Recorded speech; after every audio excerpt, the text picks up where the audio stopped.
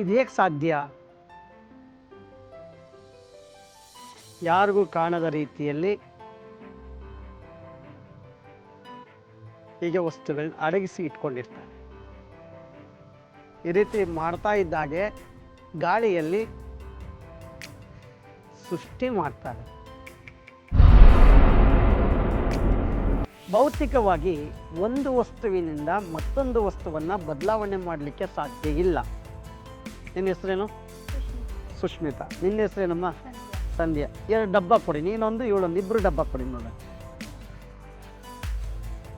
ಇದು ಖಾಲಿ ಇದೆಯಾ? ಎಸ್. ಅದೇ ರೀತಿ ಇದು ಕೂಡ ಖಾಲಿ ಇದೆ. ನೋಡು, ಖಾಲಿ ಇದೆಯಾ? ಎಸ್. ನೀವು ಹಿಡ್ಕೊಂಡು ಚೈನ್ ಕೊಡಿ, ನಿಮ್ಮ ಕೊಳ್ಳಲ್ಲಿರೋ ಅಂಥ ಚೈನ್. Yes, chain.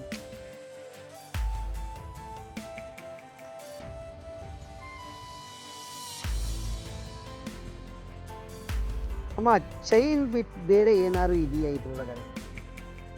ಹೇಗೆ? ಇಲ್ಲ. ಎಂಟಿ ಡಬ್ಬ. ನೀವೇನು ಹಾಕಿರೋದು ಇದ್ರೊಳಗಡೆ? ಕೈ ಹಿಡೀರಿ ಇಬ್ರು. Very good. ಚೈನ್ ಹಾಕಿದ್ದೀರಿ.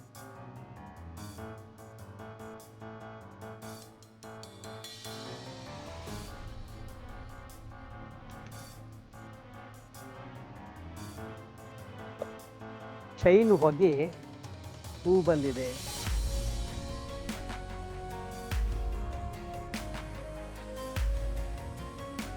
ಇದು ಹೇಗೆ ಸಾಧ್ಯ? ಎಂಟಿ ಬಾಕ್ಸ್ ಇರುತ್ತೆ, ನಿಮಗೂ ಗೊತ್ತು. ಮೊದಲೇ ಅವರು ಇದರೊಳಗಡೆ ಹೂ ಹಾಕ್ಕೊಂಡಿರ್ತಾರೆ. ಜನ ಬರೋದಕ್ಕಿಂತ ಮುಂಚೆ ಒಂದು ಸ್ಮಾಲ್ ಬಾಕ್ಸ್ ಇಟ್ಕೊಳ್ಳಮ್ಮ.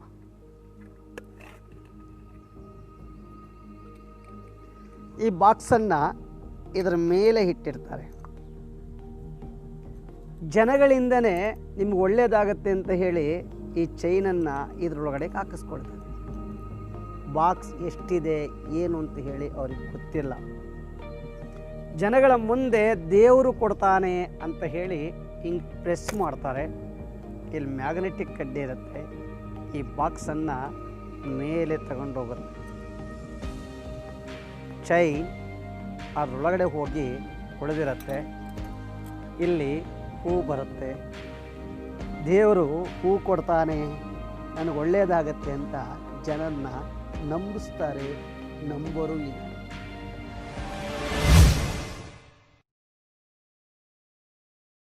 ಆತ್ಮೀಯರೇ, ನಿಮ್ಮ ಸುತ್ತಮುತ್ತ ವಾಮಾಚಾರ, ಮಾಟ ಮಂತ್ರ, ದೆವ್ವಾಭೂತಗಳ ಹೆದರಿಕೆಯಿಂದ ಮಾನಸಿಕ ಸಮಸ್ಯೆಗಳಿಂದ ಬಳಲುತ್ತಿರುವವರಿದ್ದರೆ ಕರ್ನಾಟಕ ರಾಜ್ಯ ವೈಜ್ಞಾನಿಕ ಸಂಶೋಧನಾ ಪರಿಷತ್ ಈ ನೋಂದಾಯಿತ ಸಂಸ್ಥೆಗೆ ಸಂಪರ್ಕಿಸುವ ಮೂಲಕ ಸಮಸ್ಯೆ ಮನಸ್ಸನ್ನು, ಮನುಷ್ಯನನ್ನು ಸುಡುವ ಮುನ್ನ ಸರಿಪಡಿಸಿಕೊಳ್ಳಿ.